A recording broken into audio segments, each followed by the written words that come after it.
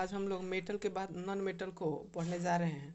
जैसा कि हम लोगों ने आज मेटल समाप्त कर लिया है, उसके बाद नॉन मेटल को हम लोग पढ़ेंगे। तो नॉन मेटल में हम लोगों को सीखना है कि आखिर नॉन मेटल कहते किसको हैं। तो नॉन मेटल में आ जाएगा कि जिसके आउटर मोस्ट सेल में, आई मीन कि बाह्यतम कक्षा में इलेक्ट्रॉनों की संख्या 4, 5, 6 हो, यानी जिसके बाह्यतम कक्षा में, यानी outermost shell, outermost shell का मतलब होता है कि बाह्यतम कक्षा में 4, 5, 6 और 7 इलेक्ट्रॉन हो तो उसको हम लोग कहते हैं कि वो अधातु है। इसको हम लोग कहेंगे कि ये अधातु है। अब एक चीज़ आता है कि आखिर अधातुओं की संख्या कितनी है। तो अधातुओं की संख्या की अगर बात की जाए तो पूरे पीरियोडिक टेबल में 22 अधातु है।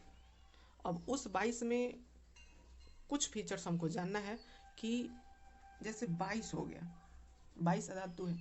अब इस 22 में अधातु जो है ठोस, द्रव, गैस तीनों अवस्था में पाया जाता है। ठोस, द्रव और गैस तीनों अवस्था में पाया जाता है।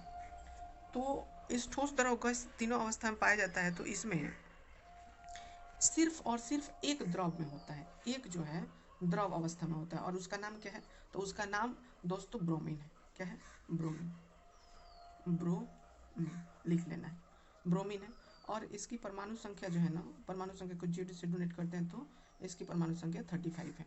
तो इस 35 से हमको क्या क्या बना लेना है? तो इलेक्ट्रॉनिक विन्यास बना लेना है, पर सेल में इलेक्ट्रॉनों की संख्या कितनी है वो बना लेना है।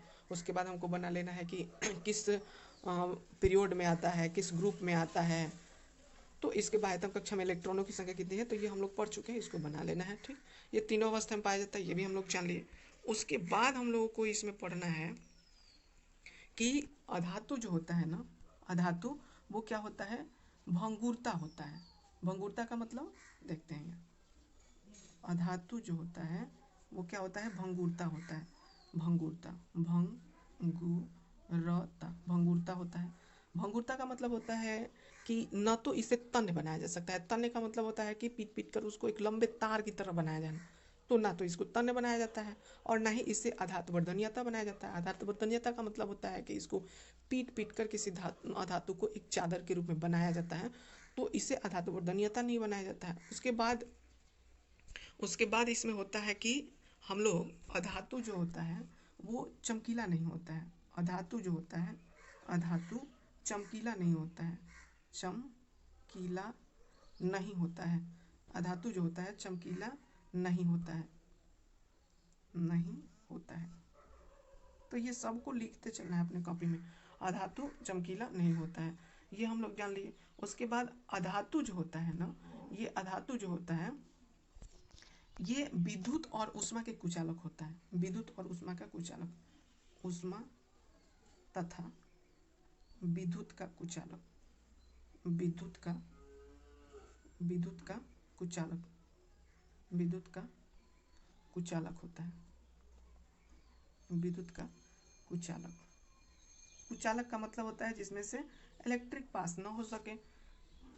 अब उसके बाद इसमें और देखना है, ये इसका जो द्रवनांक और क्वथनांक जो होता है ना वो कम होता है। इसका द्रवनांक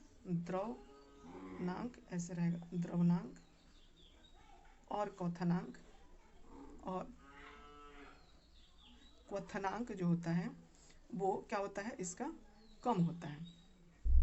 क्वथनांक कम होता है। ठीक, कम होता है। द्रव्यनांक और क्वथनांक कम होता है। अधातु जो होता है ना वो मुलायम होता है। अधातु जो होता है मुलायम होता है।